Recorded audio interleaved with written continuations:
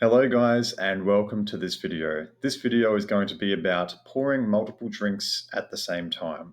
Most importantly, we also want to keep them presentable. Firstly, we have to ensure that we fulfill the specifications of the coffees that we're making. These specifications include temperature, milk type of drink, such as a cappuccino, latte, or flat white. For example, we might be able to pour 2 drinks at once, but this is counted as a failure overall if we end up with a cappuccino with no froth or we get the milk types confused. Here are some general definitions to point you in the right direction if you're new to making coffee. Flat whites and piccolo lattes have less than 5 millimeters of froth. Lattes have 5 to 10 millimeters of froth. Cappuccinos have more than 10 millimeters of froth. Hot chocolates, chai lattes, and matcha lattes have more than 5 millimeters of froth. It basically comes down to personal preference. You may find different baristas have different definitions, but if you follow the general guidelines I just mentioned, then you should be fine 99% of the time. The important thing is that you try to make a clear difference between your flat white, latte, and cappuccino. That's why I've given you more of a range to do these. The first vital point to understand right now is that when you start pouring out of your jug, most of your froth is going to be poured out first. It can be hard to explain with words, but consider you've just steamed a jug of milk and it has 100% milk and 100% froth. If you then poured 25% of the jug into a drink, you're going to end up with the jug having 75% milk and about 50% froth. If you pour another 25% of this jug into the drink, the jug's going to end up with 50% milk and only 20% froth remaining. Some people find it easy to understand when I've broken it down into numbers like this, but if you prefer a practical example, consider you have 1 jug of freshly steamed milk and you pour 2 lattes.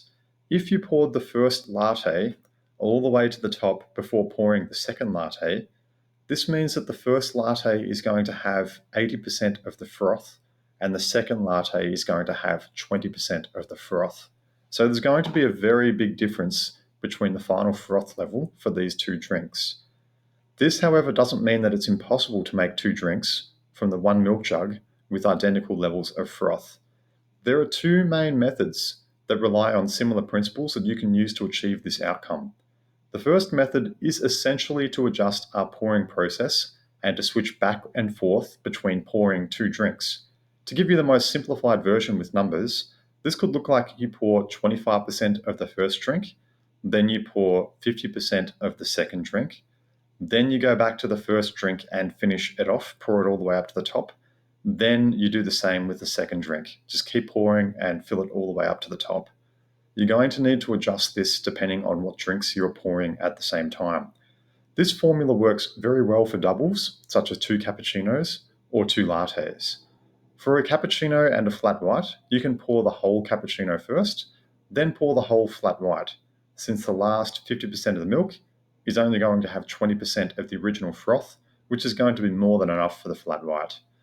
The second approach is called splitting the milk. Essentially, you do exactly the same process as the first approach, but instead of pouring into a drink, you pour into a second jug that you preheated. You then pour back from the second jug into the first jug to redistribute the froth, so you end up with 2 jugs of an even amount of milk and an even amount of froth. Because if you just poured into the second jug to the 50% mark, you're going to end up with the first jug having far less froth than the second jug because the first jug gave most of the froth to the second jug with that first bit of the pour. So you kind of have to over pour and then you have to juggle back into the first jug to make sure that you have 2 jugs with approximately the same amount of froth. As I mentioned, you're going to need to preheat this second jug with some hot water first, because if you just pour into a cold jug, this is going to decrease the temperature of the milk too much. There's a big difference between 68 degrees and 64 degrees. Both of these approaches work. They both solve the problem of uneven froth distribution and allow us to pour multiple drinks while only steaming up 1 jug of milk. I've put these into 2 different tables depending on the approach. First, I'll talk about the first approach that we covered, where we just use the 1 jug and we alternate between pouring the 2. So the advantages for this first approach is that it is very fast with practice. You can start pouring straight away. You have less mess and less cleaning to do since you're only using the one jug. It is quite simple, so you have less thinking to do. You can still do Tulip and Rosetta patterns. These are the two patterns that I do most commonly. You can make 4 or more drinks from one jug, depending on the size of the jug. It's perfect for takeaway drinks because you're going to put the lid on top. If you get roughly the same amount of froth for 2 lattes and you put a lid on these two, it doesn't matter what it looks like underneath the lid, it's going to have the same quality. It's going to have the same parameters that we're talking about as that first drink. For disadvantages, it's going to have less control with latte art because you are stopping and starting, and there are some patterns such as the Rosetta that needs to be done from start to finish. So there's no scope with a Rosetta to pause for 5 seconds, to do the other coffee, and then to come back and finish off that Rosetta. It has to be done in one smooth pour. So this approach has less control with latte art. Another disadvantage is that the froth can separate if you're making 4 or more drinks at the same time.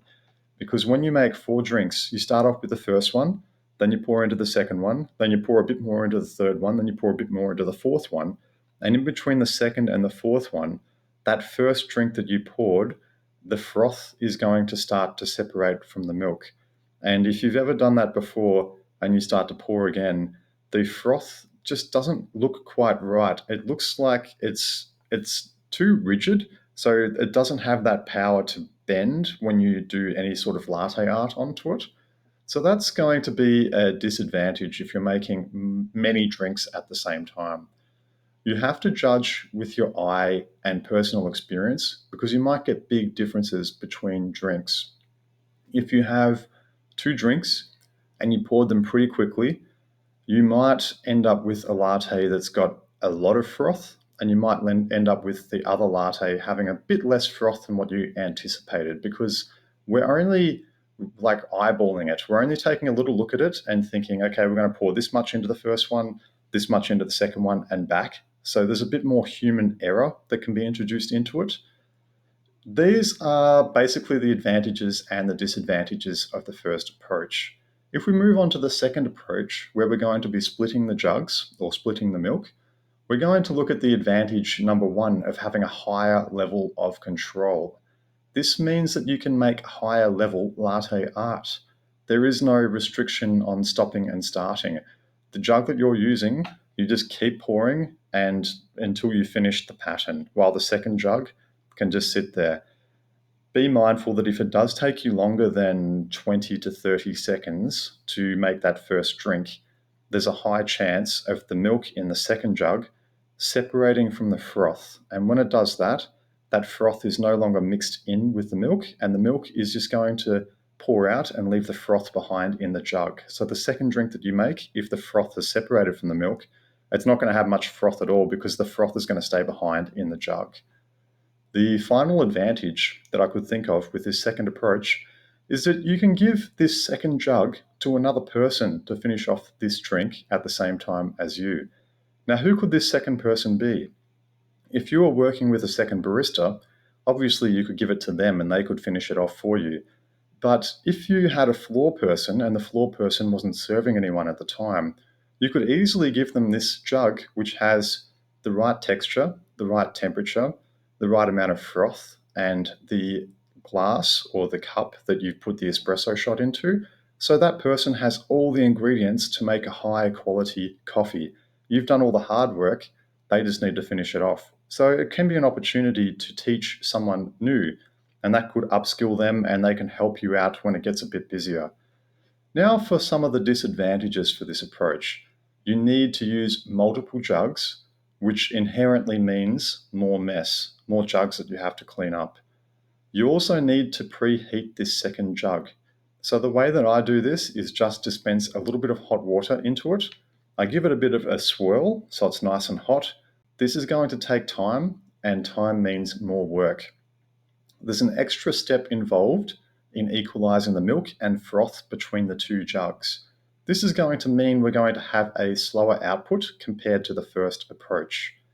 It's also very impractical to make 3 or more drinks from the one initial jug if we're trying to split into 3 different jugs, because then it looks like you are trying to juggle, or you're trying to put extra milk into 2, and then you put the milk from those 2 back into the first one. It just seems to take a lot of extra steps. So I'd only do this for making 2 drinks at the same time. I wouldn't even consider doing this for 3. You also have less capacity to deal with larger orders and busier times of the day. It has more components involved, which equals more chances for mistakes to happen, which can slow you down a lot, especially if you're busy and orders keep coming in and you've made a mistake. You might have used the wrong jug, or there might have been another mistake that's happened, and then you have to stop what you're doing, restart the step that you're at, and more orders keep coming in, and it just slows you down considerably. Both approaches get utilized a lot in the barista world. I prefer the first method simply because my primary role is being a high volume takeaway barista, making hundreds of coffees a day. I don't need a finer level of control for my latte art. I'm far more likely to receive very large takeaway orders in my position, so it's ideal for me to use a process that is more simple, creates less mess, reduces the chances of mistakes, and is much faster. So I can finish orders more quickly, I can get more customers out of the door faster, and get more new customers coming in. It's the best way for me to utilize our small space. The second method would be invaluable for a barista who primarily makes dine-in coffee and wants to provide high-level latte art for their customers to appreciate. This high level of control means that you can make patterns that will be impossible if using the first approach. As you can see, the approach you use is going to be entirely situational. It is a good idea to learn how to do both methods, as your job might change over time, or you might change depending on how busy you are during the day. My last piece of advice will be to adapt and to improvise. If you get busy, don't try to do the impossible. If you get to a point where you're finding it difficult to keep track of your milk jugs, or trying to do the basic maths for multiple drinks just isn't working for you, then just backpedal a bit. Make a single coffee at a time until you regain your rhythm, then start doing one of the processes above. Don't take on too much. And if you're working as part of a team, then don't take on too much for the other person to handle either.